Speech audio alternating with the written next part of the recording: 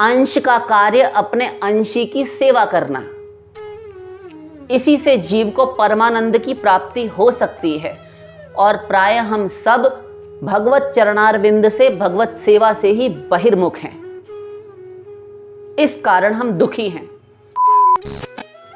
एकले ईश्वर कृष्ण आर सब भृत्य, श्री चैतन्य चरितामृत। अकेले ईश्वर ही श्री कृष्ण हैं, श्री कृष्ण ही ईश्वर हैं, और सब जितने भी बचे स्वांश विभिन्नांश, स्वरूप शक्ति के गवर्नर और तटस्थ शक्ति, जीव शक्ति विशिष्ट श्री कृष्ण के अंश, ये जीवात्मा, ये विभिन्न अंश। स्वरूप शक्ति के गवर्नर जो अंश हैं वे ब्रह्मा, विष्णु, शिव, ये सब जो होते हैं ये स्वांश होते हैं, देवियां हो गई ये सब। और इंद्रादिक लोकपाल दिक्पाल ये तो इन्हीं जीवों में से, विभिन्न अंशों में से, जो ध्यान दीजिए जीव शक्ति विशिष्ट श्री कृष्ण के जो अंश हैं वे ये जीवात्मा, जैसे आप और ये संसार हैं, हम सब हैं, हम ही में से कोई बहुत श्रेष्ठ पुण्य करके देवलोक, देव शरीर, देवों के योग्य उपभोग सामग्री, नंदनवन इत्यादि अप्सराओं के साथ क्रीड़ाएं करना, विहार करना, ये सब, और स्वयं स्वर्ग सम्राट इंद्र का पद, इंद्रत्व प्राप्त करता है कोई जीव। तो ये तो हुए विभिन्न अंश। और एक स्वांश होते हैं, स्वांश जैसे भगवान श्रीमन नारायण, 3 प्रकार के विष्णु, गर्भोदकशायी विष्णु, ध्यान दीजिए, गर्भोदकशायी विष्णु, कारणार्णवशायी विष्णु और क्षीरोदशायी विष्णु, ये तीनों विष्णु एक महाविराट होते हैं। महानारायण, महालक्ष्मीपति, अनंत कोटि विश्व ब्रह्मांड जिनके एक रोमकूप में, एक रोम विवर में समा जाएं, उनके परे कोई तत्व नहीं, एक वे विष्णु हैं। किंतु ये सब स्वांश हैं। किंतु एकले ईश्वर कृष्ण आर सब भृत्य, श्री कृष्ण ही एकमात्र ईश्वर हैं और सब उनके भृत्य हैं, सेवक हैं, सर्वेंट हैं, दास हैं, भृत्य हैं, उनके सेवक हैं। तो सेवा का कार्य करने वाला जीव होता है जो अपने सेव्य को अपनी सेवा, अपने प्रेम से रिझाता है। अंश का कार्य अपने अंशी की सेवा करना, इसी से जीव को परमानंद की प्राप्ति हो सकती है। और प्राय हम सब भगवत चरणारविंद से, भगवत सेवा से ही बहिर्मुख हैं। इस कारण हम दुखी हैं। और भगवत सेवा से हटकर जब हमने संसार में अपने स्वरूप को भुलाया तो माया ने पकड़ा।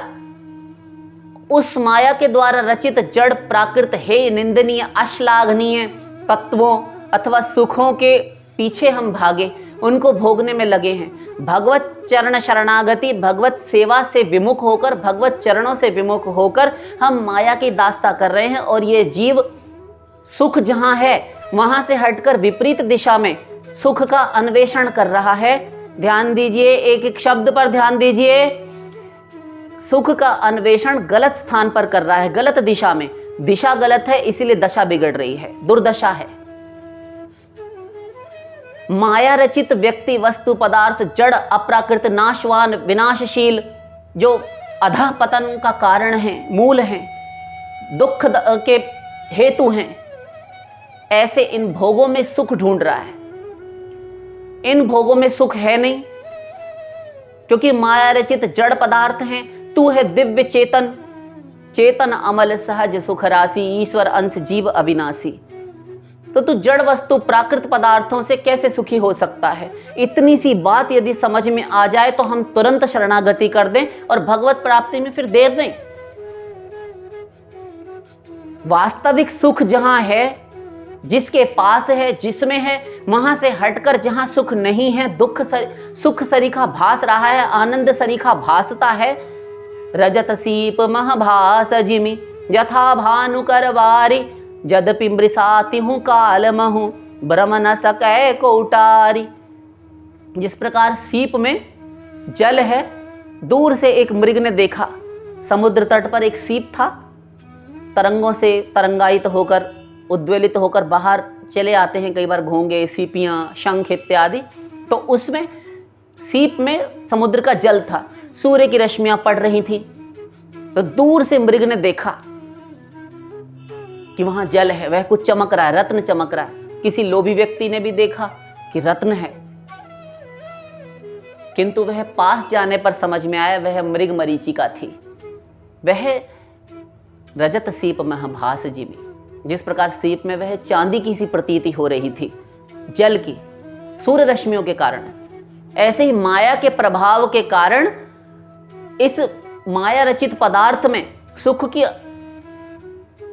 एक प्रतीति अवश्य होती है। लगता है कि सुख है, किंतु जाने पर कुछ देर में उसकी हैसियत औकात हमको समझ में आ जाती कि नहीं, तृप्त नहीं। आप दिन भर 50 बार, सैकड़ों बार अनुभव करते हैं। जिस व्यक्ति, वस्तु, स्थान, पदार्थ, प्राणी के पीछे आप बहुत दिनों से पागल थे, दीवाने थे, मतवाले थे, उसको पाने के लिए आपने आनक्षिक पुरजोर प्रयत्न किया, किंतु प्राप्त होने पर समझ में आ गया कि सुख नहीं है। तत्क्षण अथवा कुछ दिनों में विरक्ति हो जाती है, वैराग्यवान हो जाते हैं आप, नहीं, यहां सुख नहीं है। यह संसारिक रिश्ते नातेदारों से लेकर जड़ प्राणी पदार्थों सभी का सुख है।